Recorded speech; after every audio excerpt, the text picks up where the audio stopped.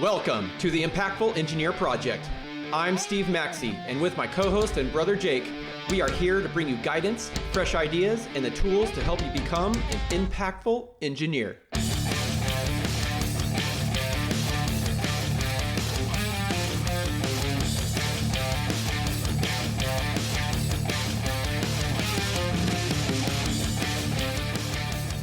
Welcome to the Impactful Engineer. Our mission is to help you grow your engineering career and inspire you to pursue your full potential as not only an engineering professional, but as a member of your greater community.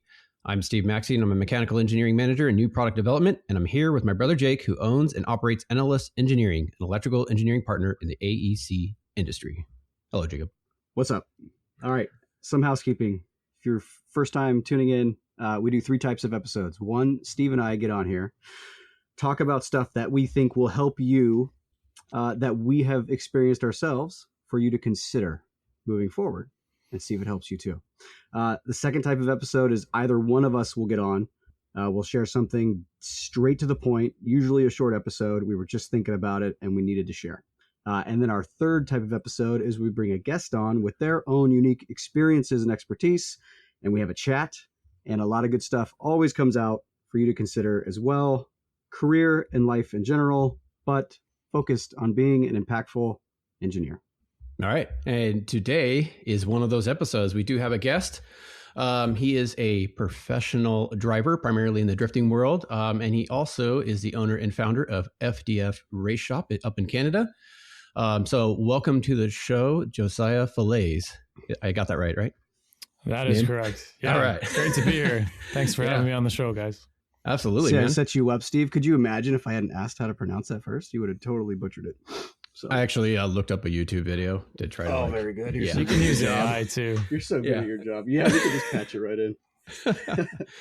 Well, dude, I want to continue the conversation that we were having before we hit record, and we were talking about some coaching because I've had experience, but Josiah, tell us about your experience with coaching, and you have the floor. Yeah, it's really difficult to determine whether or not you need one, and then also the approach on what are you looking to perfect or improve on. And based on what you're doing, it's going to be completely different. So I run a company with 22 employees. We manufacture race car components, design them, engineer them, build them, produce them, ship them. So our logistics is pretty vast, and our HR is probably the number one thing. We have a lot of people that need to do a lot of things. They all need to be really high skill. How do I communicate the best with everyone? And the hardest thing to find is what your expectation is, and then what somebody is actually able to interpret and then put out for you. And there always is a discrepancy there. There's always a difference between what you thought they could do or would have done, and then what the result is. And I think what happens is, as a business owner, engineer, entrepreneur, whatever you are, the person is not you, and the coaching is going to help bridge those gaps, essentially. So my experience with it, I'm about to start another coaching session with somebody that has a long track record of success. And I honestly I've never paid for a coach. There's mentors, there's people I look up to, but I've never actually formally paid someone as a professional to do this. So I find that I'm in a position where I'm actually coaching in a lot of ways to other people, especially through online, my seminars, and then through our YouTube channel. But this will be the first time for me. So and you said that you actually had a coach. And now you don't have one anymore based off what they said. So you can give me your thoughts on that one. Right. Yeah. Well, I mean, there's hope that you will have the coach and then not have to have the coach forever. So if you're worried about having to pay for a coach forever, although I do recommend that you purposely find a coach. Even this is kind of going back to, like you said, you don't know what the problem is. There's like that gap from expectation and what happens. And then, when you get a coach, what you think they're going to help you with ends up completely not being the thing that they help you with, but it also ends up being the unlock for the result that you were after. So you have, like, what I found when I did coaching was, I thought I had a problem. I thought the coach could help me with that problem, but I knew pretty much the outcome that I wanted. And it sounds like yours is like how to communicate with these people so that we can close that gap. Might be one of them. But I found out that the problem that I thought that I was going to have completely wasn't the problem. It was this other thing, but it still got me to the direction. And the thing I'll leave it with is the saying that my coach gave me, which made a ton of sense, was you can't read the label on the outside of the bottle that you're stuck in. So think about a bottle of hot sauce with the label and the nutrients on the outside. Yeah, and you're inside, you can't see it. So that's a good analogy. This is where the coach thing comes from. So you don't even know you need it. Just go get it so you can do better. Yeah, and I'm always curious on the coach's perspective. At what point, because we all suffer from imposter syndrome to an extent, and that's how we arrive at our position that we're in now because of our obsession over perfection. And then, obviously you can't be too perfect or else you'll never get anywhere. So finding that balance is what's so important. But how does a coach get to the point where they are now mentoring people? The first thing I ever ask a financial advisor, and they're always offended when I ask them, I'm like, do you have a lot of money? Like the financial advisor? Because if they don't, why would I listen to you? Yes, so exactly. As a coach, how's your relationships? How's your relationship with your kids, with your wife? Are you like, what are you? Because if they're not honestly perfect, I don't want to listen to them. Dude, I think that's a great starting point. Like, you wouldn't do that for training. Go up to some guy that's completely overweight and doesn't care about their body, and you want to ask advice about training? That would suck. That's a big one. I mean, how important being physical is. And if you're a personal trainer and you aren't pristine, if your diet isn't perfect, if you don't have what I'm seeking to obtain, I'm not going to listen to you. It's going to be really distracting if you're trying to show me something, especially if I was in better shape than they were. I'd be like, want me to show you a couple of things? But I'm not conceited like that. There's degrees to that. Exactly. There's degrees to that. Yeah. I'm more so just joking around with it, but it's always interesting to me because I make racing car components, and I've gotten to the point where with my business, we can design and produce and sell basically whatever we come up with after proper testing and confidently sell this. And this took a long time to have this stake in the market, to be this well established. So for somebody to individually, like, what about you guys? How would you feel about coaching someone on life currently? Life coach. Could you guys be a life coach? Yeah. I feel like to the point where we are. Yeah, up to the point where we are. Yeah, I mean, you guys have the podcast. You guys are doing good. Yeah. But to say that everything's perfect. Would be free. It would be free. That's for sure. Because there is no guarantee of this. Yeah. Okay, that's what you do, though, right? But there's a couple things you can think of where you'd be like, I'll charge after I fix this. Yeah, I'd want the proof first.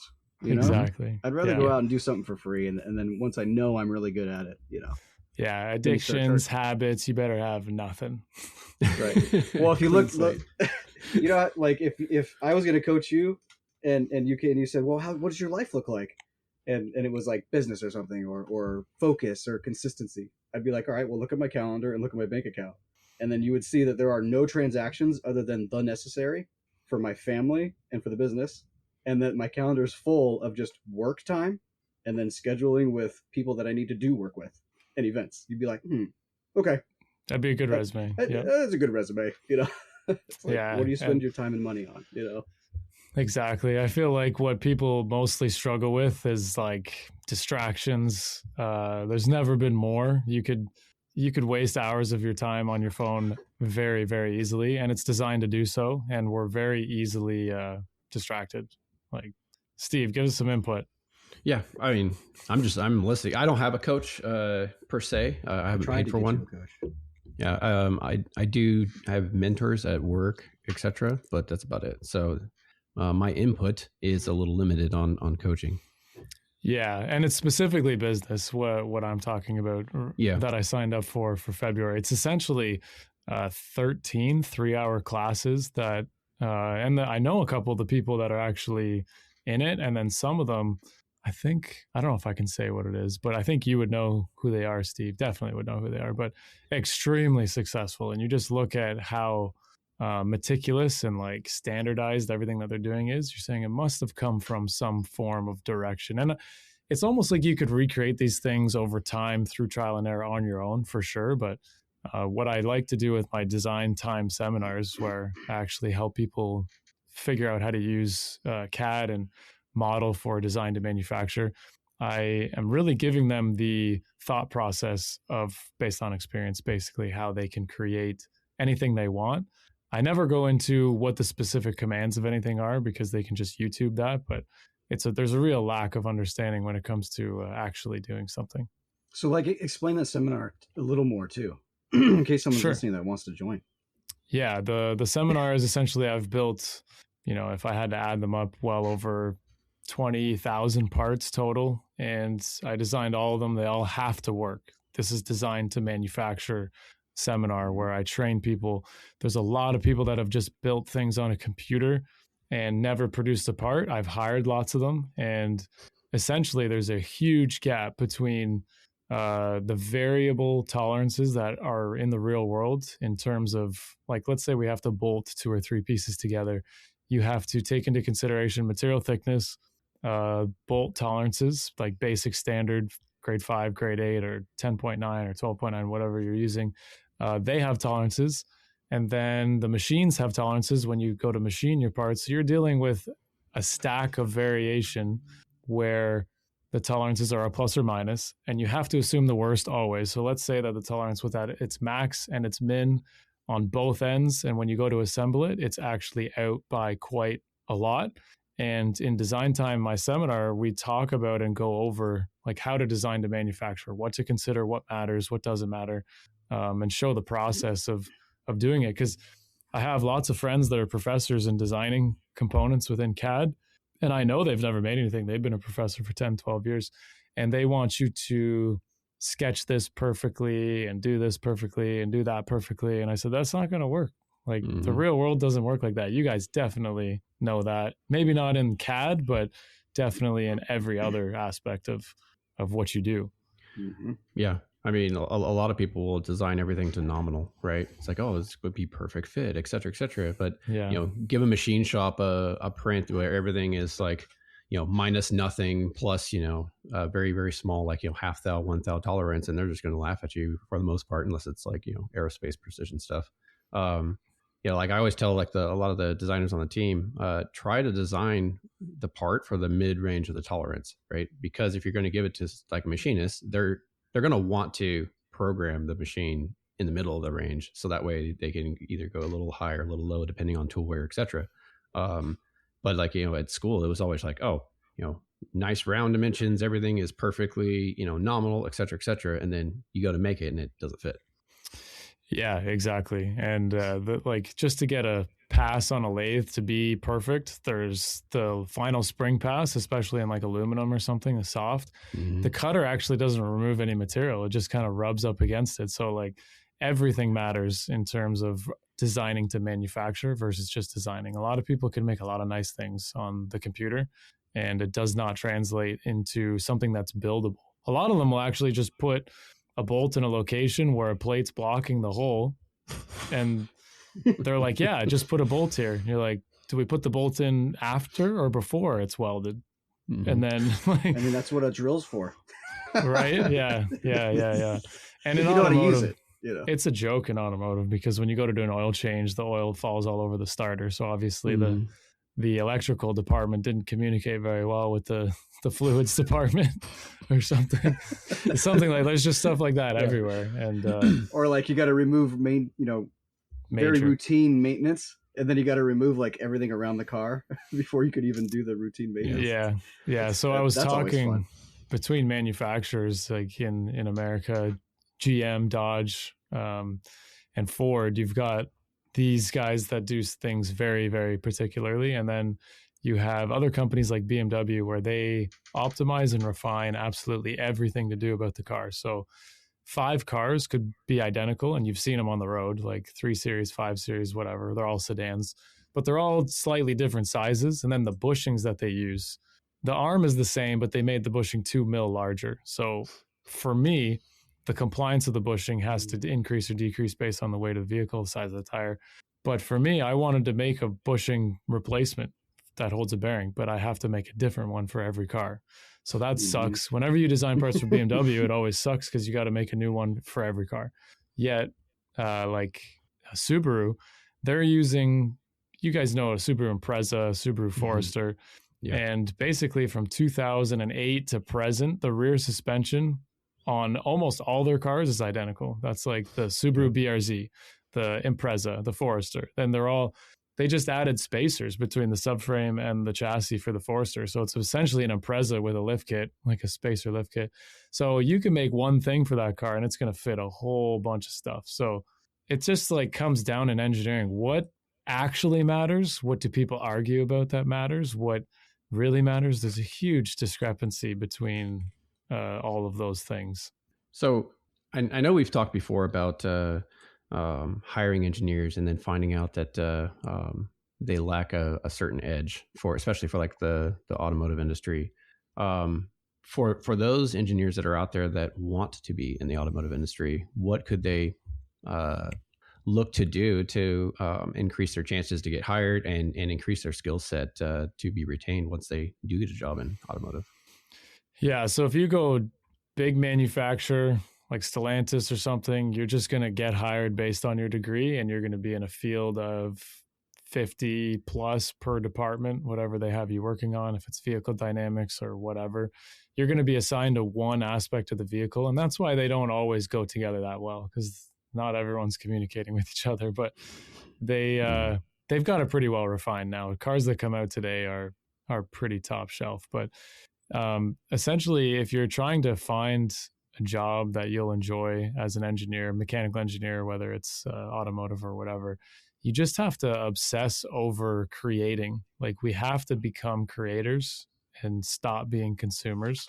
And if you are a consumer, you're taking in a lot of content, a lot of entertainment, a lot of things. You're just not going to go anywhere. You're not practiced. You don't have the seat time, is what we call it in racing. And basically, seat time is essentially just practice. And as an engineer, if you're not obsessed, you're not going to make it as a super successful engineer. Of course, with your degree, you're going to get hired for sure. But as far as moving up within a company, getting into a different role, a higher role, or doing something on your own, communication skills is what we were talking about before the podcast started, on how important it is to have a human communication, which engineers typically don't have. So if they were to work on something, it would be what they're not good at, and communication is very important. So it would go into you need to obsess, find your lane, and then stick to it. Like, you can't try and do too many different things. But then there are certain things that everyone has to be good at, and that's communication would be one of them. Hey, my fellow impactful engineers. If there's one thing that you could do to help out this community, it's to keep listening to the podcast, but also that if you found value in it, to share it with one person, give us a 5-star review, or even leave a text review. It'll only take a few seconds of your time. Find that person that you think could enjoy some of this or learn from it, and pass on the good word. Now back to the show. Yeah, absolutely. I mean, communication, we hit on a ton in this podcast, and then as far as like being obsessed, like we usually reference that as just putting in the reps, right? Just do things over and over and over and over again until you just become very proficient at it.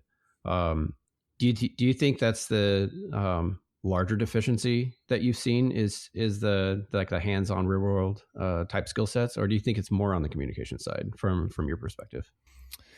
Communication, it depends. If you're looking to be hired, then communication isn't as important as hands-on experience. If you're looking to do your own thing, then communication is of the utmost importance. Like, if you want to further yourself on a side hustle, like what you guys are doing, you got to do a podcast. You got to get out there. You got to talk to people, because the ability to communicate and talk to people is essentially what's going to determine your success. You can't do anything without that.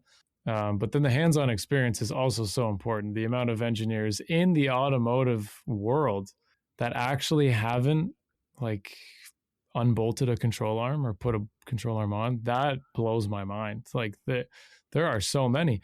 You got to get a car, you got to modify it. And if you are an automotive engineer and you're not that passionate about it, then find something that you're passionate about, because life's too short. There's no time for you to do something that you're not like really passionate about. I don't need to do anything. I don't even take vacations. I should probably, but it's like, I don't need to. My racing weekends are the vacation. My work is what I would do even if I wasn't needing to do it. I would still do it.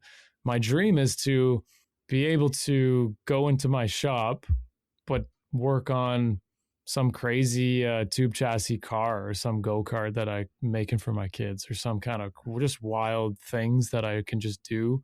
That's the dream. And then the shop runs itself. So I'm pretty close to that as is. Not much would change. I kind of do that anyways for my content. I basically am posting stuff that I just want to do anyways. So figuring out what you absolutely love is super important. This might be a tough question, but when you were young and quote unquote just starting out, what did you think about communication? Was it on your radar? What did you do in the meantime early while you were gaining skill? Like, was it the hands-on and just push? Yeah, so it's a good question. Communication wasn't important to me until the last couple of years. Not very long, 2 to 3 years at most, has it actually been something where I'm like, I need to actively work on becoming much better at communicating. And I did that through my YouTube channel. And if I look at my early videos, they were terrible. But growing up, not at all. Like growing up, I was the kid that bought the Lego sets, not for what the Lego kit was, but for the parts that came in it. So I would look at the map beforehand, find that this kit comes with U-joints, which without Amazon back when I was a kid, like 15, 20 years ago, you couldn't just buy individual pieces like you can today. So I would buy this tow truck and it came with like 3 U-joints. Well, I needed 4 to build my all-wheel drive, full suspension Lego car that I was working on. And this is at like, 10, 12 years old. So it was something that I've just always had in terms of wanting to build, design, and make stuff. And I've always done it.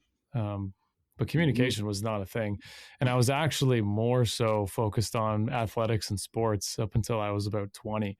So when I figured out which that... gave you plenty of communication.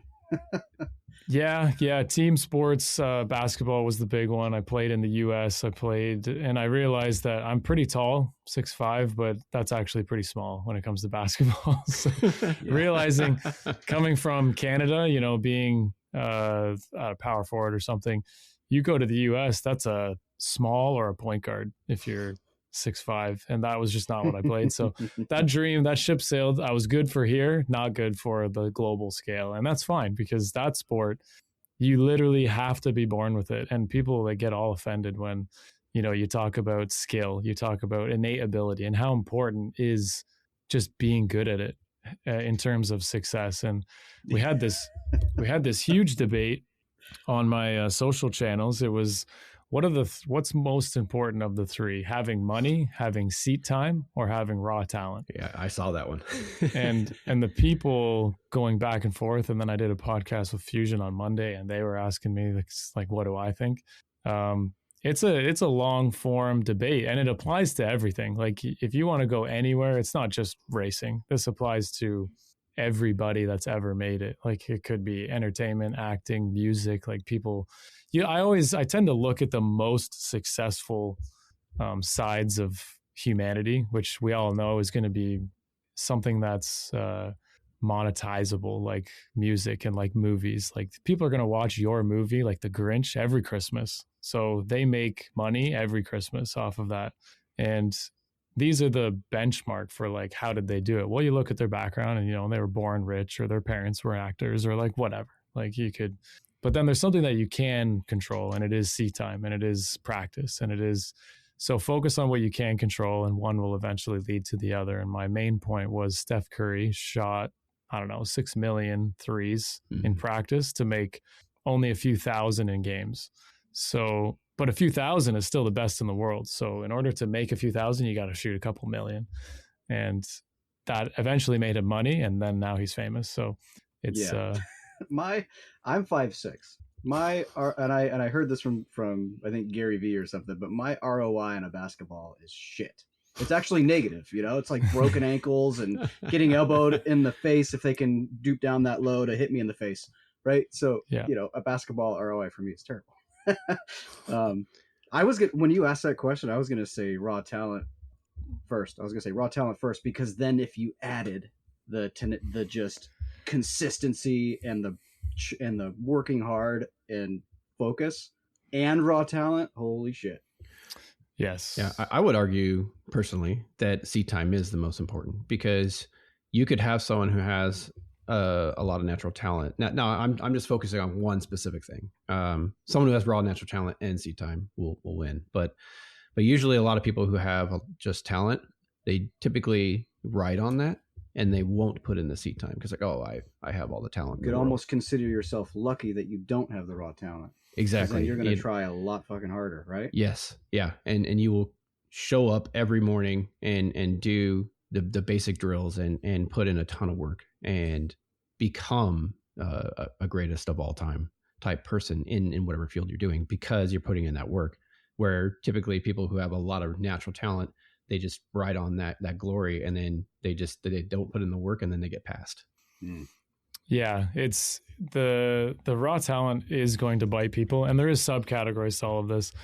If you have it, you typically have that entitlement, and that entitlement's what's going to basically lead to lack of discipline, a lack of effort, and lack of work, and all these other things. You know, Michael Jordan never made it on his high school basketball team, which is absolutely insane, being the best that ever played the game. So that's a fantastic example. But what you want to do and what you can't get with raw talent is mimic every scenario possible that you may encounter. And I think probably the best, which I don't watch fighting like UFC and stuff really, but I think it is the best example of seat time beating raw talent. Because if you have talent, what does that mean? Okay, it means you have fast twitch muscle fiber. It means your reaction time is quick. It means all those things, right? In that sport anyways, and a lot of racing and any sport really. But when you look at what seat time would do, you're going to practice every single scenario that you could possibly encounter and have experience when it happens. So that's what's going to beat raw talent, because although they can react faster, if they've only seen it once, or if they've never seen that move at all, they don't know how to react to it, even though the first time they're seeing it might have been better than your first time seeing it. If you've done it 100 times, it's better. Yeah, there's a couple of things that I usually talk about in there, and that's like gut, and the gut is your instinct, and that's built off of a million scenarios and things that you've already experienced, and it's your body anticipating and being proactive to the situation. But it's not just your gut. It's you've done all these millions of things, and your brain has installed this system that says, oh, I've seen all of these things kind of align before really fast, and then that's your gut reaction, right? So seat time builds your gut. It's not the other way around, just like, oh, I have a great instinct, great gut. So I'm just going to do that forever, and I'll come across all scenarios and come out the victor. Yeah, it's a toss up. There are also scenarios where these guys are just born with some ridiculous cat-like reflexes, and you can't, there's no amount of practice that will actually build new connections or something. So like you were saying before, the end answer people don't like. It's basically that you need all three to be at the top. That's where the top guys are. That's where the best of the best arrived. Yeah. And it was just the perfect formula of they had the tenacity, they had the discipline, probably from their parents, to be honest, as their dad or something was like hardcore into that. Yep. And they had the natural talent. So it's a rare combo. It is required. I often break them into 3 categories and then give people like a rating out of 10 in each one. So if I look at somebody in professional racing or drifting or whatever, and I say, well, they got a lot of money, let's give them a 9 out of 10 there. Their seat time is this, and then their raw talent is this. And it gives them an average out of 30. And it kind of just like, then I ask the question, if you were only allowed 20 points out of the 30, how would you divvy those up? Yeah. Like, where would you put the points? Because everyone says, oh, well, you need them all. Well, what if you can't have them all? What if you could only have 20? Where do you put? So people would argue, dump it into the money. You can do a lot of things with a lot of money. So like you can get all the seat time in the world, the best seat time. You can buy all the cars. You can buy all the, whatever it is that your profession is. Buy all of it, and then you have all the best practice ever. Yeah, if you're doing something that you need to be surrounded by stuff that costs money to do the thing, then I would agree with you. If it's something that you can create yourself and you're building your body to do it, and you only need to insert basketball to win, then I would say dump it all into the relentless fortitude and focus and just persistence, like a Kobe Bryant or something, Yeah. or like Jerry Rice. I would say do that more than the other categories. So yeah, that's an interesting question. You need to like suit up, you need tires, wheels, suspension, car, like something breaks, you need to drop another motor in. It's like, it's expensive.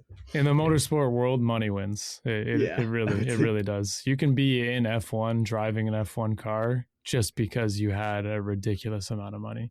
Yeah. That is a scenario that has happened. And then because of all that money, you did drive a lot and then you became good. So, and you're right. If it's a combat sport or something physical or something that you just need reps and reps and reps in, I would just dump it as like 10 and 10 for seat time and raw talent, basically. So we originally connected because I saw a lot of your content online. Like, right, you had a lot of the personal growth stuff that you're posting, as well as the mini demonstrations of like suspension geometry, which I obviously have a lot of interest in myself. What got you started on posting a lot like that, like both the professional development or personal development type stuff, as well as the just consistent posting? Like, what drove you to do that? It's the realization that today's world is going to DIY and information is free. Everything that I talk about is in a book or online or ChatGPT or whatever. You can type in what I'm talking about and you can get a full like school level explanation. And you can even say, I'm not an engineer. I don't know those terms. It'll just dumb it down for you. Like, it's like that crazy how the world is going. So with that being said, you want to be at the forefront of being the source of information. And I wanted to build customer confidence within my brand. And I found that like, this is the best way to do it. So I would say 3 months ago, like both of my pages have been pretty large. And when I say pretty large, one's at 100,000, one's at like 180,000.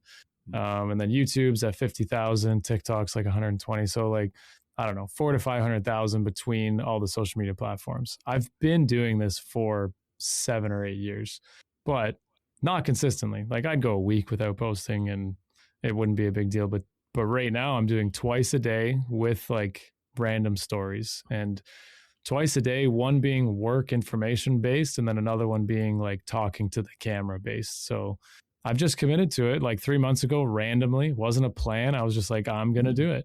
And I thought about doing it for a long time. And I always thought, I don't want to spend too much time on it. So like, it has to be as the least invasive way possible. You have to have an idea of producing this type of content where it's 5 to 10 minutes max. Like, I don't have the time to put in, edit this, crazy captures, angles, different cameras. I just use my phone. I have a $60 like remote mic, and that's it. And we do YouTube videos fairly professional with my media guy at the shop, and we've always had that. But really, I just think it's because like people are going to be able to do anything with AI now, including CAD, including design, including engineering things. So yep. The only differentiator is going to be your brand. Who's trusted to do it for you, because you could learn it, but you don't want to do it yourself because you have a specialty that you're trying to learn and sell and do. So you can know and you can research that, but why not just trust Josiah to do it because you've seen him do it and his results are there. He has the evidence and all the proof. So I think it's who does it. And so the brand, I think, brings it to you, right? Yeah. And they need a person. They want, like, people are looking for connection, I think, amongst everybody, even though it's not something anyone's actively really talking about. Human connection has got to be the most powerful thing that's just like subconsciously present. And to have regular conversations, keep the mistakes, keep your speaking errors. Don't, like, if you pause, just leave it. People actually prefer it, at least today, because everything's been so doctored, so perfected, so it doesn't work anymore. And with AI now, people are just like hungry for authenticity. And why not? Like, what's the worst case? If it doesn't work, like, then whatever. No one remembers anything anyways. Like, what happened in the US, like that plant blew up in Tennessee or something. Nuclear, I don't know what they were doing there. Killed a bunch of people, leveled an entire, like, I don't know, several acres.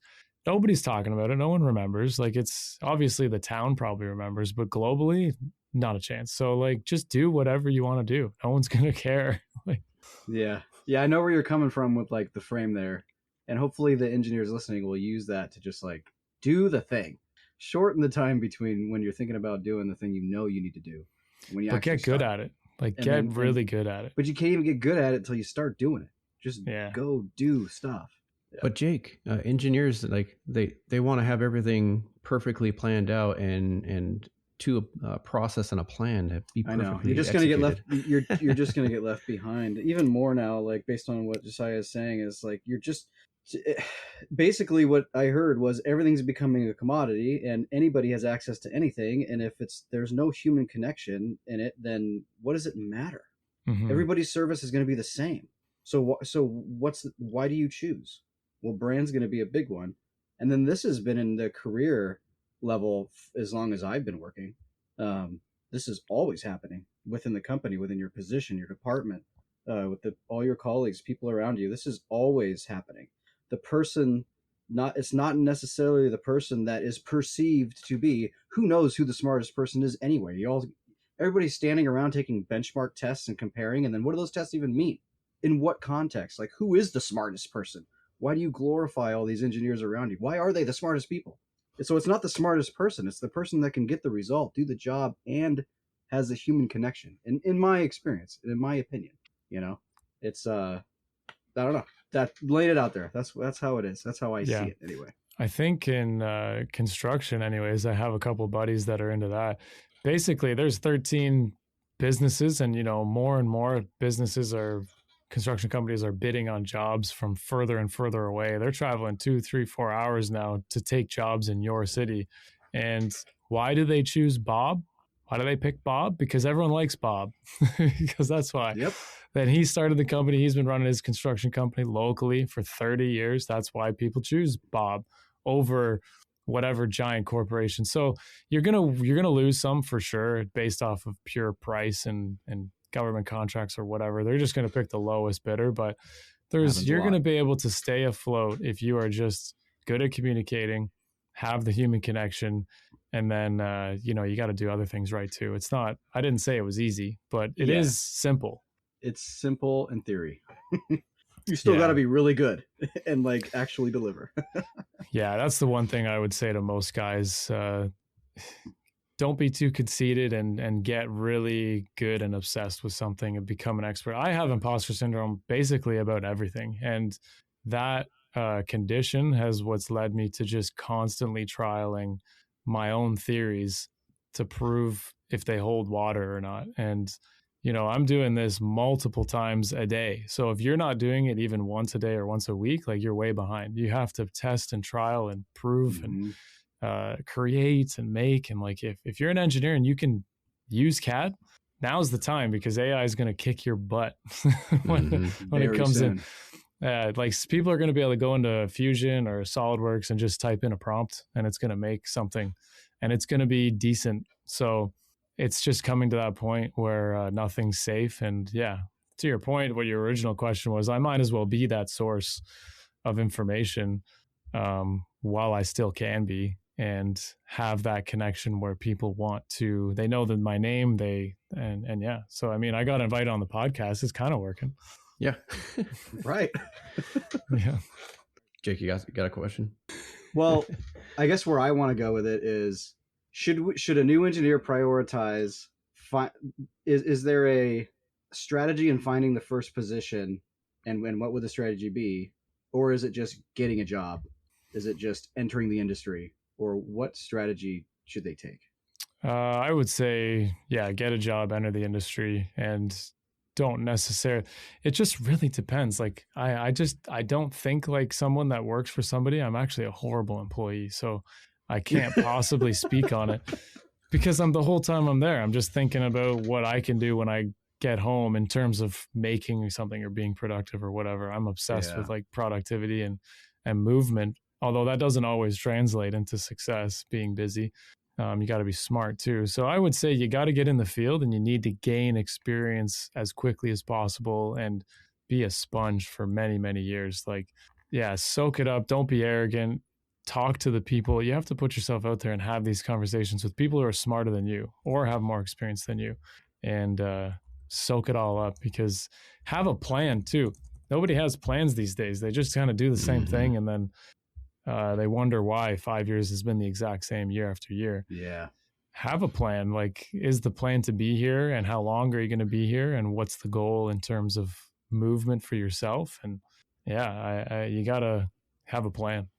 I was very much just go. Like, my advice is always just go. Get into the industry. Do it. And that the individual person makes the most out of whatever they're doing, whether it's a class, a job, whatever. You make it successful, and you don't blame the situation for the outcome that you either wanted or didn't get. It's you. You make it work, right? So I always tell people just do it. But having a strategy and a plan is a good idea, right? You should be evaluating what your plan is and where you want to go, because as soon as I did, I realized that I needed to quit my job immediately and start my own business. Mm-hmm. And that was always something that was in the back of my mind, but it solidified when I started to make a life plan. And I was thinking 10 to 30 years. And I saw the 30-year version of me at the same company, walking around the company. I'm looking at the 60, 70-year-old people. And I'm going, yeah, I don't want what you have. I don't want to be doing what you're doing. I don't want to be in the position you're in at all. And the only thing that changed that was starting a business. So I just was like, oh, I quit. And I started a business. So yeah, have a plan, evaluate.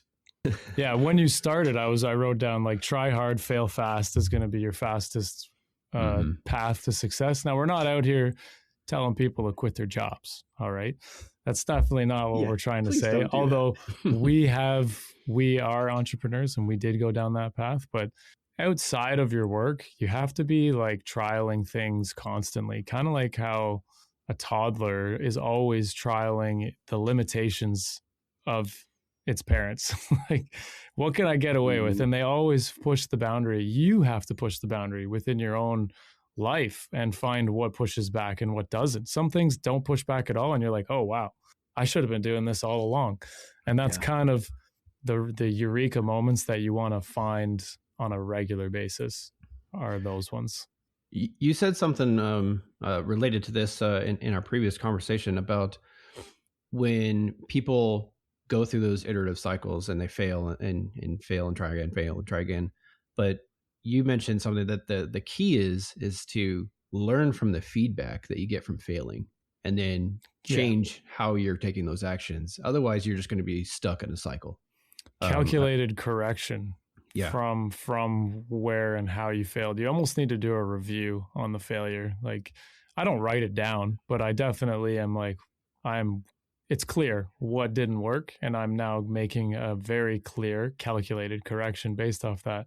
Just trying something again is not enough. You'll fail far too many times, and people get stuck in being educated or being obsessed with education, and they're afraid of actual execution. So people listen to people or guys talk, and they're just like, I want to do this. I want to do this. I want to do this. And it's all these inspirational speakers online and whatnot. And then they fail to execute or make a correction because some guy in a clipped video said, just fail over and over again. Wait a second. If I just keep getting punched in the face and I don't make a correction, I'm just going to keep getting punched in the face. Yeah. Which doesn't get us anywhere. And I understand why it is the way it is, because no one would listen to anything if it was 20 minutes of, let me give you all of the context and all of the scenarios so that you feel good about listening to my message. You wouldn't be able to give a message. It's like, hey, fail over and over again, and you'll find the way. What stands in your way becomes the way. Just go fail. And then that's the end of the clip. You could take that and just destroy it. That's horrible advice. You shouldn't do that. But like, if I spent an hour talking about why I came to that conclusion, I'd lose you. So I know why it's out there like that. But you got to use your brain, people. You got to take it in and go ask yourself why, because this is the tip of the iceberg. This is the summary, the concise message that we've chosen within the hour that we have to deliver. We don't have 10 days. Mm-hmm. And so you got to think about why, break it down, ask yourself the question. Why are they delivering this message, and in what context? And does it apply to me and what I'm doing right now? These are questions you should have. And if we're speaking to engineers primarily, it's kind of a different problem. Like society is going to see those videos and it's not going to be received the same way that an engineer. They've already gone to school, they've got the degree. They're a different type of person.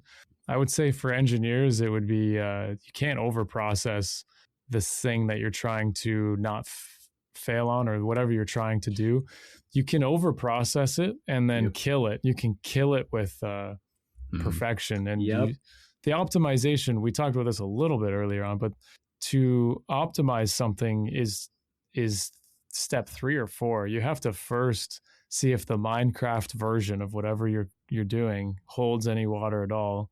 Yeah. And then actually you need to do a couple more things before you perfect it. And engineers really struggle with this. They want to optimize junk, man. Mm-hmm. Don't do that. You can do that. I guess you can. And then learning, you only know the point of no return. You only know the point of when you should quit if you've done it enough times, because you could try something for 40 hours or 400 hours and not know where that limit is and continue to invest time into something that shouldn't even exist. So the repetitions, the practice, the failure, the seat time, this is where I can determine at hour 20 whether I should keep going on this direction or not. And I made a video about it just like yesterday. I've spent like the past couple of weeks, 40 hours on a project that basically I scrapped. And I made a video about it because once I scrapped it, I recreated in the correct way what I was trying to achieve in only a couple of hours after redoing it again. But it's only because of the thousands of parts I've made prior to that. So, and I would definitely start small, start 3D printer size if you're into designing stuff. I'm curious how these same things that we're talking about apply to like electrical engineering or different types of civil engineering. And because I'm always looking at things from a builder's perspective. Like if I go into, I don't eat fast food, but for some reason I thought of Wendy's. If I go into Wendy's, I'm looking at the handrail, the tables, what holds the table, the plates, what thickness was the plates, how was it welded? Like, did they form it? Did they bend it? I'm looking at everything. Like, how did they build this? Could I build this too? Whatever. That's how I think all the time. So from your perspective, you must see job sites and things a lot differently. I'm curious to hear. Yeah, I'm always perspective. I'm always in my world. I'm walking around and I'm looking for, okay, where are the fire alarm devices? You know, why is the lighting the way it is? Are the exit signs in the right place? Did they care about That's finish, or did they care about just getting it done? Was it form over function? Was it, it's like, who built this? So whenever I walk into a building, I immediately notice all those things because it's what I stare at all day long. And so I wonder why. It's very cool because I don't look at any of those things. Right. Yeah. I'm not looking at bolts. I'm looking at where's the equipment. Like, yeah. Steve, then, where do you land when you walk into a building? I'm like you. I look at the manufacturing, the quality of everything, because I'm a product development engineer by trade. So, but I actually wanted to bring up related to this. I had a conversation yesterday with a coworker, and we're talking about, a lot of engineers get stuck on trying to find the right path, and then so they don't want to explore multiple different potential paths of a project that could even be wrong, because the advantage of doing that is you can check off the things that you shouldn't be doing. And then so you can narrow down your focus range on a project. So like it could be anything from product design to electrical schematics and everything. It's like, okay, we did explore doing it this way, but we found out that it doesn't fit, it can't be made, whatever. So we know that blanket bucket of crap is not part of the scope anymore. So you can just wipe that off the sheet and then just narrow down your focus. And then you're essentially funneling down towards the best way to complete the project. Yeah, I have an analogy for this. See if you guys like it or not. Yeah. If you're trying to find a house and you know that it's got a red door and that's all you know, and your GPS is broken, you can't type it in, what is going to be your process of elimination? It's going to be driving down each road and looking for the red door and blocking off that road. Okay, it's not on this road, so you go to the next one. Okay, it's not on this road, you go to the next one.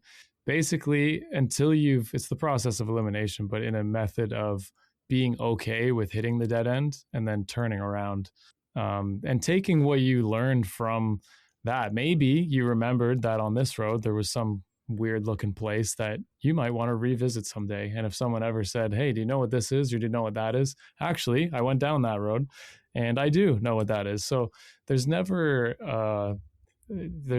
something like, it's never not going to result in some kind of valuable information doing, especially in engineering. If you went civil, mechanical, automotive, like you'll learn something from all of them, for sure. Yeah. And it's all going to be relative in this field. So definitely don't get paralysis in terms of being worried if it's not exactly what you want, because you're going to figure that out along the way.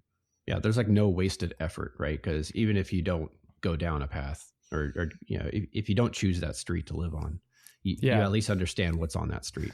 Yep. Yeah, the analogy gets better when you imagine it as if you just kind of tried to look down the street, just driving by it. You didn't want to fully commit, so you just kind of look down it.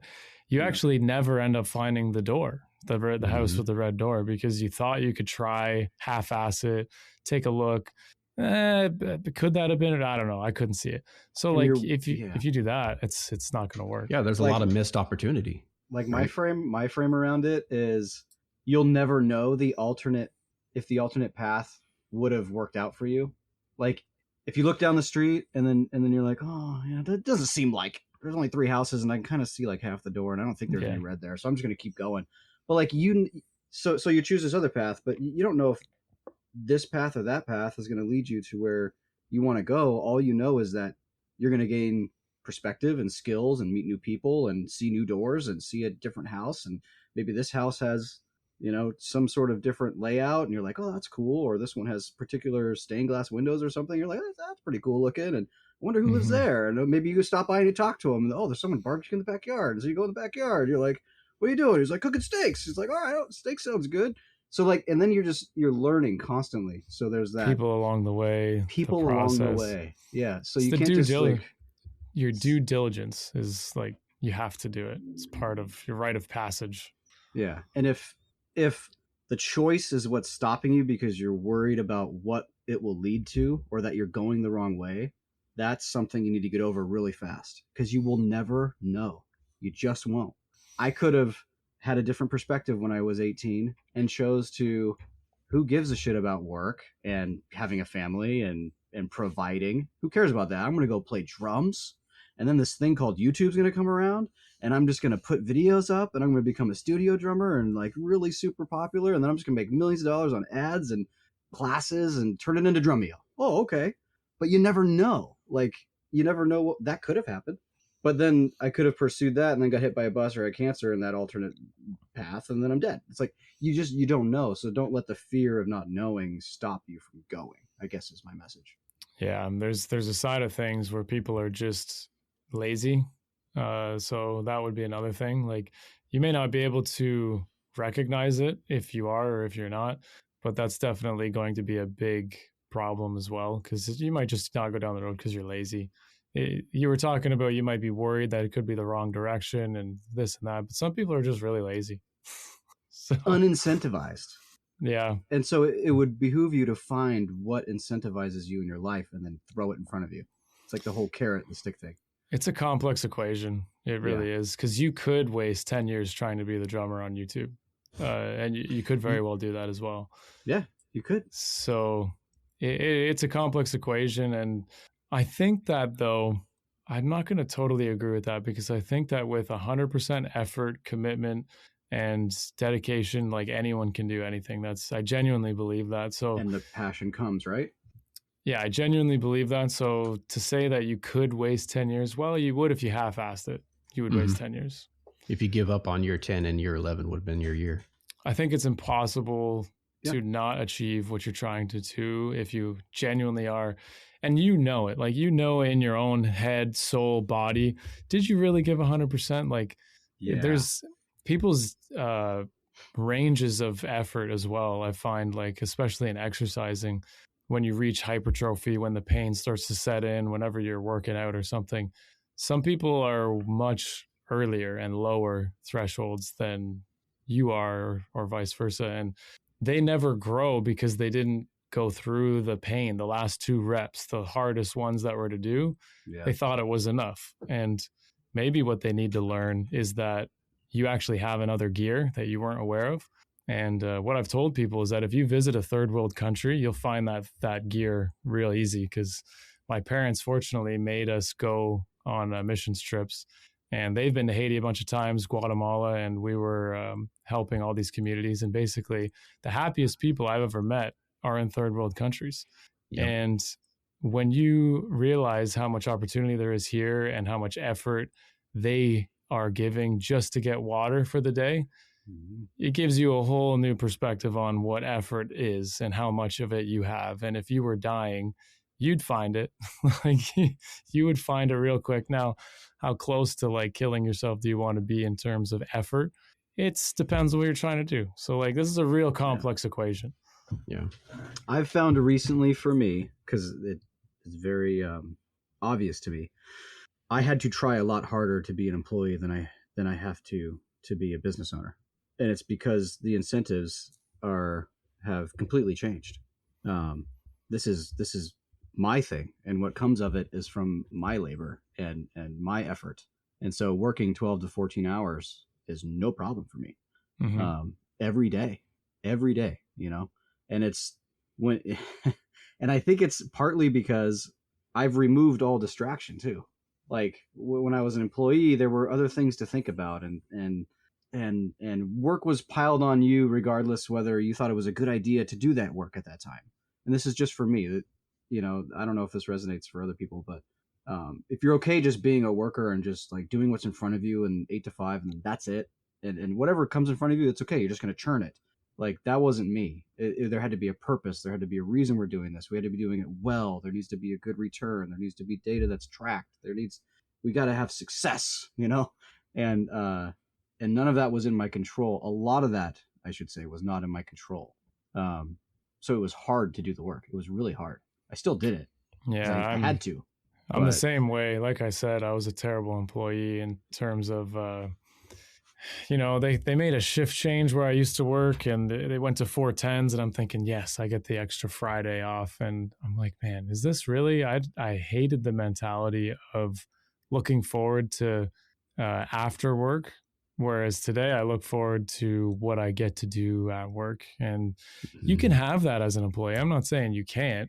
You can totally be passionate about it. And if you have a good boss and there's incentives for your performance and you can take pride in what you're doing, you can totally have this. I'm not saying this isn't only for entrepreneurs and business owners, but some of us are just not meant to work for other people. And thankfully I employ 20 plus people now, and it's amazing. I want every one of these guys to make as much as I can possibly give them, and I give them incentives. We have all these different tricks of, my marketing guy gets 50% of the YouTube, my machining guy gets 10% of anything we sell for his specific car, which is an S2000. And I have these ideas and I give them to every one of my employees as an opportunity, because if I have the website where you can sell anything through car related, and if they have some kind of a solution that they came up with or whatever, and we can sell it through my website, I'll give you 10%. I give dealers 10%, 15%. They can be a dealer for that part. The only thing I ask is that they promote it themselves, have conversations on their own with their social medias. And the machinist, my machinist does an amazing job at it. Like, we sell a ton of S2000 stuff primarily because of him owning one, testing the parts himself, all that. But these are the incentives that I try to give the employees that work for me, the same pride and passion for what they're doing. And if you're not working at a place where like you're constantly having good conversations with your boss and trying to further your position and have a good life while there, because you're spending so much of your life there, like, it's got to be a good thing. And I'm totally down to incentivize it. Now, does everybody take advantage of that? No, actually, most don't. And that's okay too. Yeah, that's fine. And I wanted to be like really clear, sorry, Steve, that as an employee, I would say regularly that I loved my job, and I did. And I just want to make sure it's clear that you just don't know the other path. And I just want to say that if you feel at all that something is off, or that you just strive. Just go strive, just go try. Because I didn't know there was that extra gear. I didn't know the thing exists. I didn't know how happy and incentivized and just energized I would be by doing what I did. But at least I did it and tried, because I can just go back and get another job. I can always just go back. My plan B is just go back to work. Yeah. Right? And with all of that said, there is, like, if I love to assign a monetary value onto things just to kind of represent what it's worth. And if I was to do that on an employee making a salary or an hourly rate, what would I pay to lose all the stress that running a business gives me? What's that worth per year? In a lot of cases, that's worth a lot of money. Like, that's worth like 50 grand. Like, if you were to take all the stress off my shoulders and I just got home and all I had to think about was what me and the kids were going to do tonight or something, or this weekend, or planning for a vacation, that's worth a lot of money. Like, and the employee is essentially paying that fee to not have that stress. And that's what they're okay with. And I totally see it, because in sometimes, like, running a company, like, you don't sleep for weeks sometimes, depending on whatever you're dealing with. Like, there could be some serious struggles, and you're trying to make payroll and all these other problems are coming up, and it's all on your shoulders.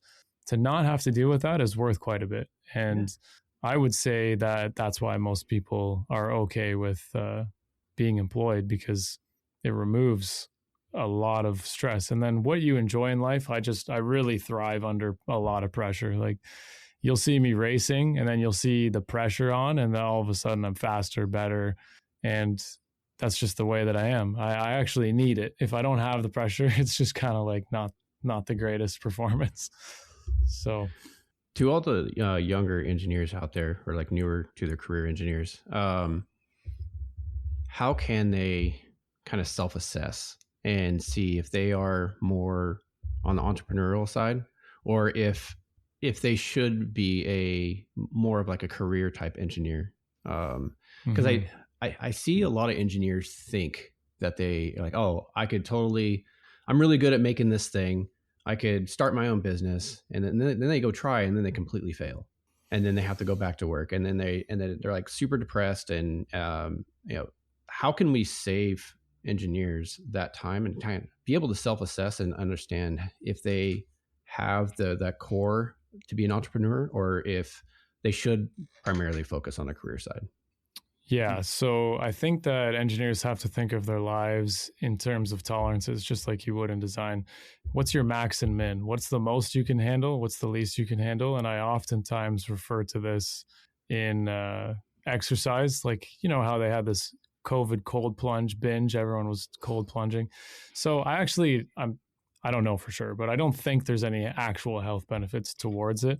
What I think, though, is that it's an extremely difficult thing. I did it for months straight, every single day.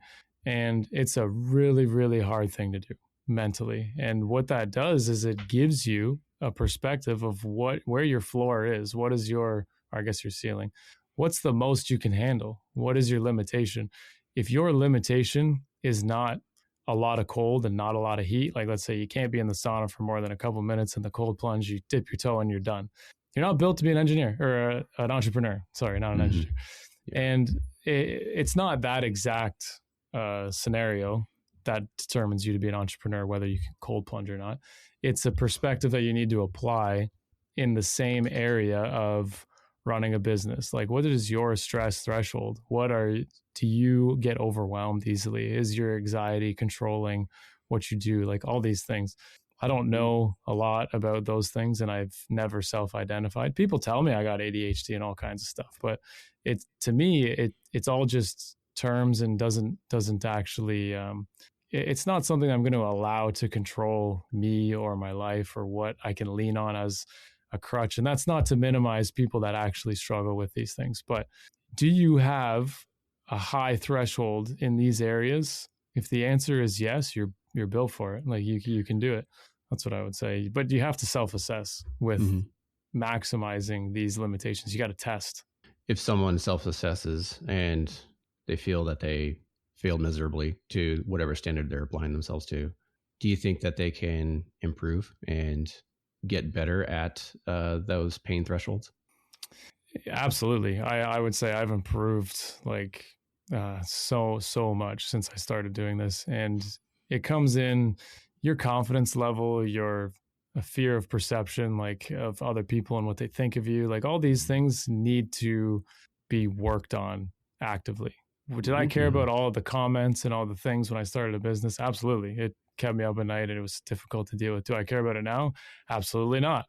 It doesn't matter to me at all. I know what I'm doing. I don't take advice from people that I wouldn't want to trade places with. I don't take advice from them. And, that's a lot of people. If I look at them, look at their life, where are they at? If they're saying something that makes me feel bad, if I actually allow it to affect me, I'd see where they're at. And if they're at a higher position than me, which they never are, if they're talking poorly of you, they never are. That's so right. It's actually not a situation I've ever run into. But I would take very hard constructive criticism from somebody that is in a place that I would trade places with, because they are in a position that I admire. So to figure these things out, you have to test the limits. You got to go to each end of the tolerance to see if the part still fits at the max and the min. So yeah, and more often than not, if you are getting constructive criticism or just candid feedback from someone who is where you would trade places with, typically those people care about you and want you to keep growing because they see that potential in you. And so normally that you need to listen to that type of criticism. Yeah, definitely lower the guards. Read some books. Like I've read a lot of books that helped a lot with these things. And yeah, you got to take the criticism constructively. Did you ever, sorry to interrupt you. No problem. Just interrupting guests all the time. I was done. I was done with the thoughts. Good. The question popped in my head, like, did you find yourself dismissing things because you knew better early on and that kind of hindered you? And then later on for me, it was like, I know better than that. There's no reason to listen to that. And I think it might just be the engineer brain or whatever, but I know better. So therefore your advice means nothing to me and I'm going to ignore it completely and just keep going. And then like now it's opposite. It's like, ooh, how does that apply to me? And I think that might be hindering some people that want to become more impactful engineers, is that they already know better. Because I saw this a lot, including myself, working through the ranks, is like, you'd say something and it's like, I already know better because you didn't think about it. And my special situation means that your advice means nothing to me. And they're just going to keep going. I don't know if that makes sense. Yeah, I definitely thought that way, felt that way. And now with maturity, experience, and everything else, you actually think that you're trying 100%, you're giving it your all. And then what happens when you test the limits is that you find a new 100%. You find a new level of what you're capable of. And it's a level that you didn't realize was even possible. Like I could give 50 different examples within my business.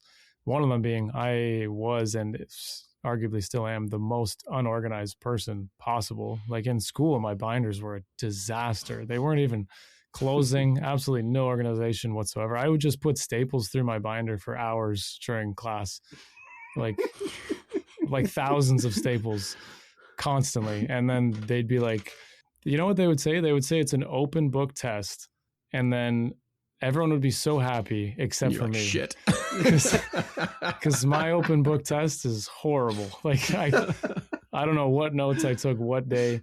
Right. So for me to be in a position where I do this seminar and guys are like, I'm really impressed with your document organization. I'm like, what?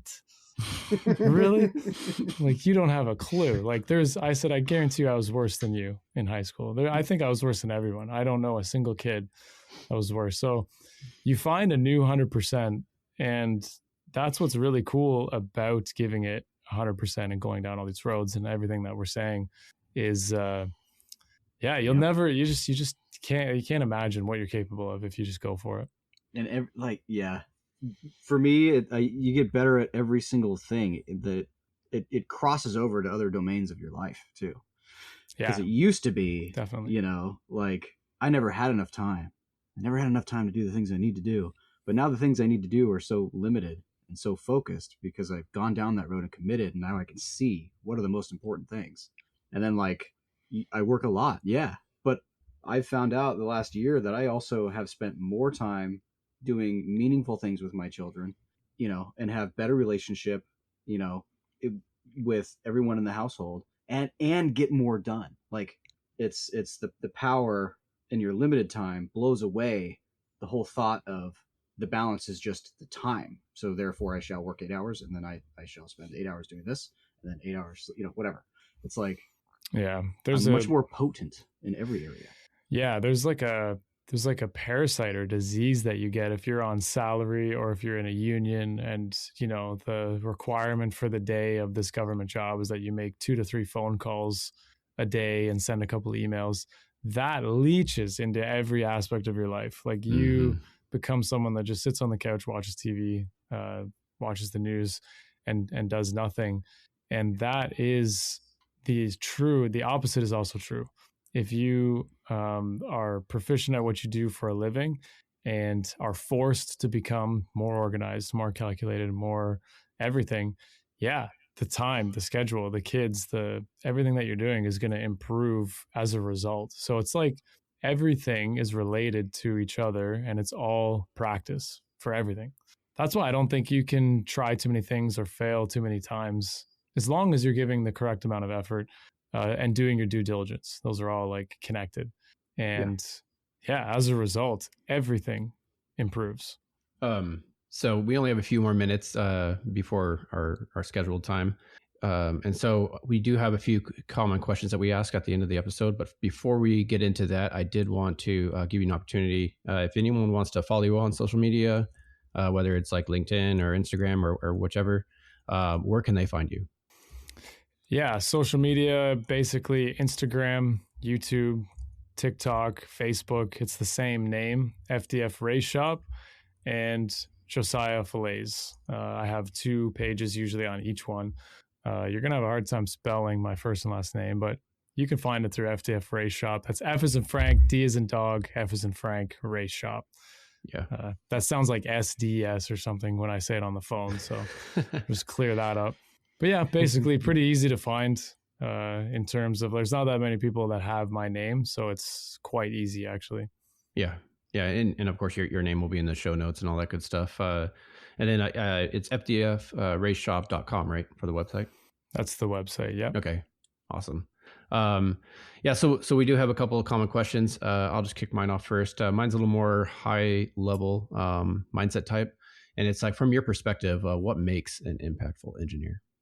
Oh man, that's a good question. An impactful engineer is made through, I would say, creativity. It's really difficult to find a creative engineer, and it is something that you can work on. So as long as you are a creative engineer that thinks outside of the box, it's really difficult to be different, especially with how much documentation and repeat processes and job descriptions and everything. It's always the same thing on repeat. Be creative, practice your creativity, try new things. And if that is you, you will be an impactful engineer. Awesome. Yeah. And put in the reps. You have to. Yeah. You'll never get the You'll never know. You'll never know if you're creative if you don't put in the reps. Yeah. All right, Jake. All right. Yeah, mine's easy. When the engineer stops listening to this, what should they go do? Well, if they... You're so old school. Yeah. Honestly, if they made it this far, then the first thing they should do is probably get a 3D printer if they don't have one, and start making little fixes around the house and designing them yourself. And that's going to teach you a lot of things. Now, that doesn't work for like civil and electrical and all of that stuff. So something similar. Go dig a trench. Go lay some pipe. Go lay some wiring connections. Yeah. Go pour a driveway. Exactly. Yeah. Yeah. Look for those opportunities. There's one thing that a lot of people were talking about in the racing world. Media guys are everywhere, right? You get bombarded by media guys when you're a race car driver, and they all want to sell you their videos and shots. And somebody was saying, in order to be the guy at the media center, there's 15 guys. In order to be chosen or picked or whatever, you actually have to do a lot of free media. for a long time in order to prove yourself. So don't be afraid of putting yourself out there and doing some pro bono work. Oh, I almost nailed that. There you go. Pro bono work for anything that's going to increase. Like, you're going to be able to talk to the right guys and listen to the right people if you are willing to invest your time without actually getting paid. Some engineers are really obsessed with the dollar, with the amount, with it's got to be salary. I need this many weeks off. I need XXX. And it's just like, dude, you don't know anything. Like, why don't you do some reps, get some work in before you go. And even if, I don't know, like, to work at my shop, we wouldn't pay the highest. We definitely pay well, but I would say that anyone that wants to be in the automotive world that isn't and wants to work at my shop, you're going to have to prove yourself for a little bit before I dish out salaries like that. Unless you got a real impressive resume that I can see the results of, you're going to have to prove yourself, just because the turnover rate is so high. Like, you have to be a very particular type to create parts that nobody's made before, and to do it with very little direction. You have to be so creative. So yeah, that's what I would do after this episode. Yeah, the hands-on stuff's really important. I definitely learned a lot once I started wiring my house and building a shed and laying, all the wiring and doing all that stuff. It gives you more confidence in your job as well. It'll unlock conversations with vendors and people you normally shy away from because you don't want to get too in the weeds, because you kind of just don't know what your paper drawing looks like in real life. So that's great advice. Yeah, bridge the theory and the practical, close the gap. Yep. Yeah. Remember how much you learned, Jake? Helped me with that SR swap in like 2006. Yeah. At Dad's shop. Yes. I have a picture with you under the car with your feet hanging out. Yep. It's good times, man. I know. I can still screw up a car and take too many things off and not know how to put it back together. I can still do that to this day. So yeah, and if you want to see a funny video, Josiah, there's a news video of Jake hitting a fire hydrant with his 240. Oh, it's fantastic. When was this? Yeah, so for everybody, this was 2014 maybe. Yeah, wasn't that long ago. I was a dickhead back then. I'm kind of still am, but just search Redding, California, car fire hydrant. You'll find it. It'll come up. Yeah, it's a little black S13 coupe. What was that? The record searchlight or something? Yeah. Look it up. I don't know. Awesome. Well, we super appreciate your time. I know our listeners are going to get a ton of value listening to this episode. And then you have your own podcast as well, right? So it's Driven, right? By Josiah? Yeah, exactly. Okay. Yeah. So definitely check that out as well. And if you learned something today, or you, especially from what Josiah talked about, please share the show, leave us a review. It's the best way we can continue to create value and impact for the engineering community.